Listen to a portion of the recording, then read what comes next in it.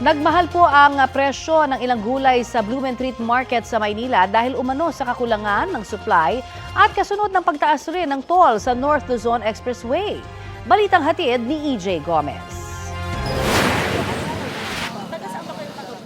Mag-aalas 5 ng madaling araw, abala sa pamimili si Nanay Ellie. Magigisa raw siya ng sayote na may giniling para sa tanghalian. Afritadang manok naman para sa hapunan, kaya may carrots at patatas. Pero ngayong nagsitaasan ng presyo ng gulay, Ito yo, barya na lang natira. Kanina 1,000 yung pera ko. 27 na, wala naman tayong magagawa, ganun talaga ang presyo. Kailangan kumain tayo, di ba? Titipirin mo ba yung pagkain ng mga apo mo, mga anak mo? ayon sa tindera ng gulay na si Marie Cris, 10 pesos hanggang 60 pesos ang itinaas sa presyo ng ilang gulay. Mga talong, ampalaya, sitaw, okra.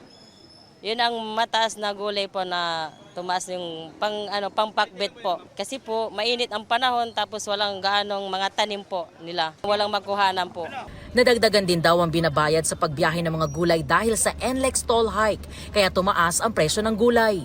Yung sa pangbiyahe, mahal ang nila, yung bayad po nila, kaya tinasa ng konti po. Siyempre ganyan ang presyo, di yun ang sundin din namin po. Dito sa Blumentritt Market, mga gulay na sangkap sa pagluluto ng pakbet ang nagsitaasan. Ang kada kilo ng talong at ampalaya, 120 pesos ngayon na dating 80 pesos. Ang sitaw, 100 pesos mula sa dating 80 pesos.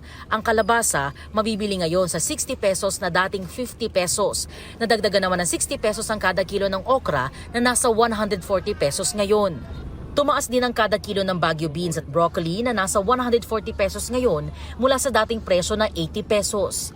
Bumaba naman ng 10 pesos hanggang 100 pesos ang kada kilo ng ilang gulay gaya ng repolyo, carrots, patatas, cauliflower, siling berde at sigarilyas. Wala namang pinagbago sa presyo ng sayote, bawang at sibuyas.